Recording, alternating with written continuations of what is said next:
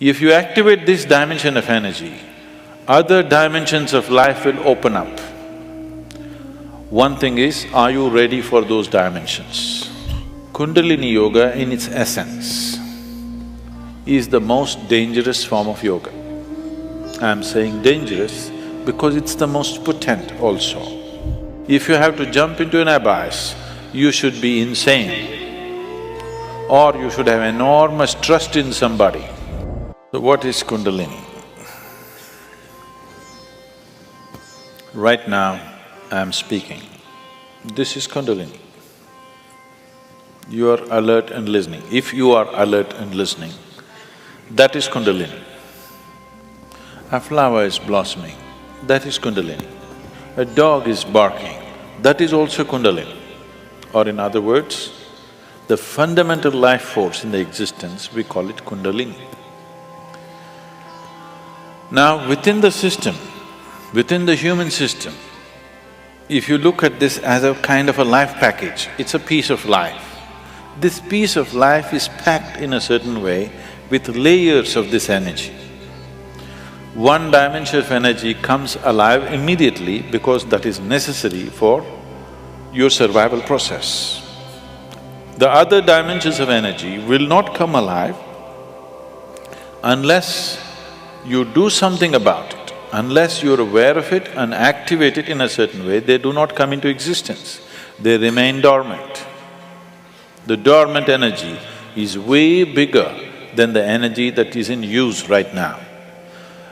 To take care of your survival process, to live a physical life completely, to live a complete physical and intellectual life, you need to activate only about 21 of your chakras.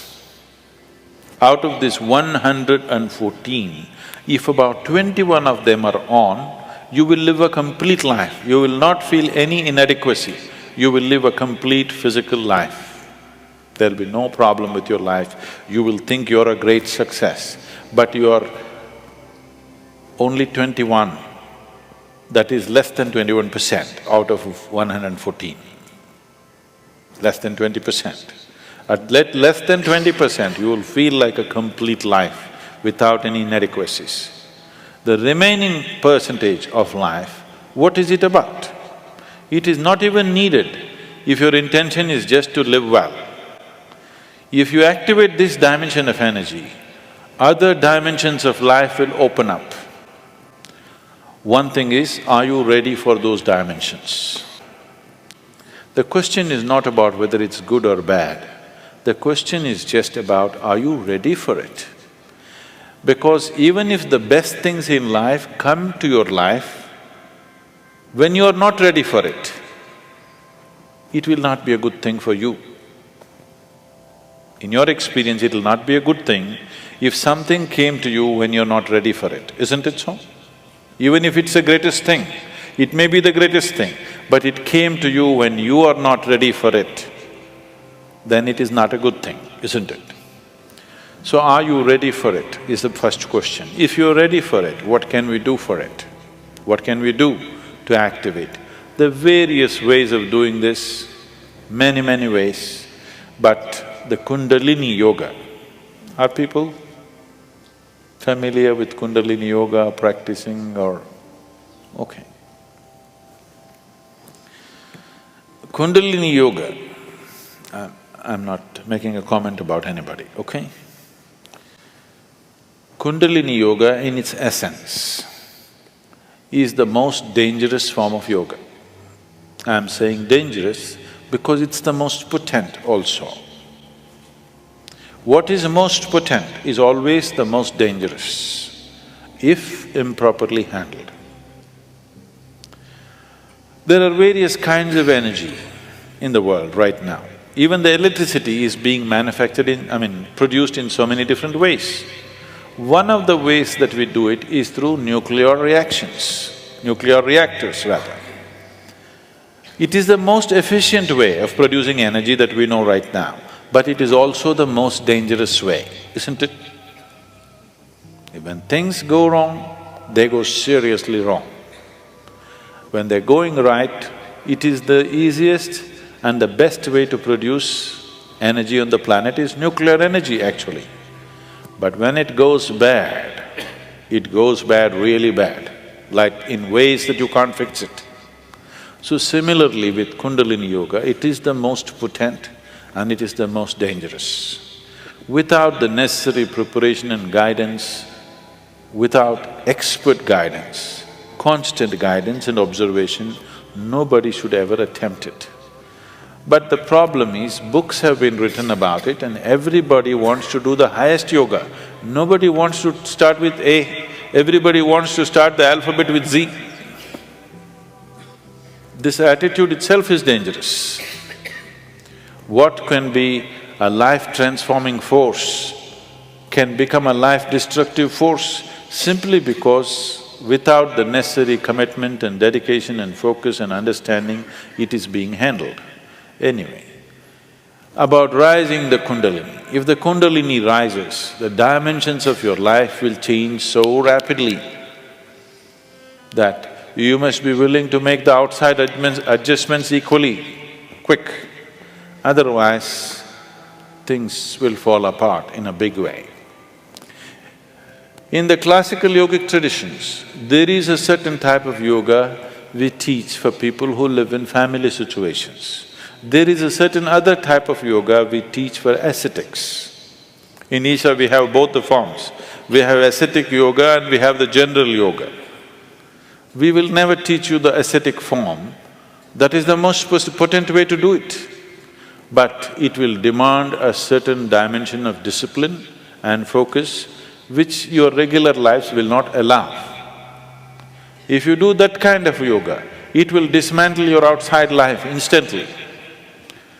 Now this yoga is not designed to dismantle your life, this yoga is designed to make your life happen better.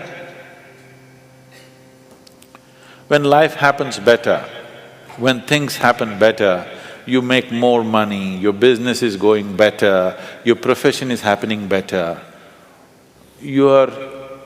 generally, unfortunately, your longing to seek the higher becomes slower. Yes? So in the real sense, it is not the good way to do it, but it's the only way it works in today's world. And it's the only way it works for majority of the people. For a small number of people, we can do it other ways. We can bypass all these things and just do very powerful ways of doing things, but it will dismantle all social structures around them, which is not good for everybody to do. So these are different dimensions. Kundalini Yoga, if it has to be practiced, you must be in a certain kind of atmosphere.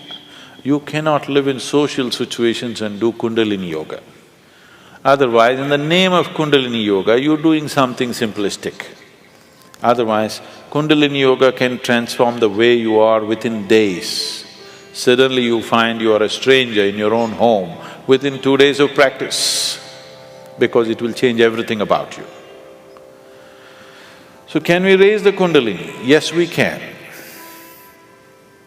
One way is to create a conducive atmosphere so that slowly it rises. The other way is to provoke it in such a way that it raises quickly. If it rises quickly, then everything changes dramatically. If it rises slowly over a period of time, changes will happen slowly, you will be capable of handling these changes over a period of time. But if it happens very quick, then you will not be able to handle the changes. Things will look like things are falling apart. So there are different ways of doing this. How many ways? There are too many ways. I will not go into how many ways. There are so many ways of doing it. Essentially, there are 112 ways of doing it. There are 112 ways in which you can take this up. From the base to… for this you have to know the structure, otherwise it'll become very elaborate. Out of these 114 chakras, there are 7 which we recognize as 7 dimensions. Out of this, 6 are within the body, 1 just outside the physical body. So if you employ these 112 methods, you will handle the 6th chakras. The 7th one you cannot handle. There are 112 ways in which you can attain to a chakra which we refer to as Agna. But from Agna to Sahasrara, there is no way. There is no way to do it. You just have to jump into an abyss. If you have to jump into an abyss, you should be insane. Or you should have enormous trust in somebody. Somebody says jump, and you are jumping because you have such a deep trust in somebody that when he says jump, it has to be good for you. You simply jump into a bottomless pit. So, the journey from the Mooladhara to Agna, there are 112 ways to get there. But from there to there is no way. It is just one jump that can happen in trust, in devotion or in madness. Choice is yours.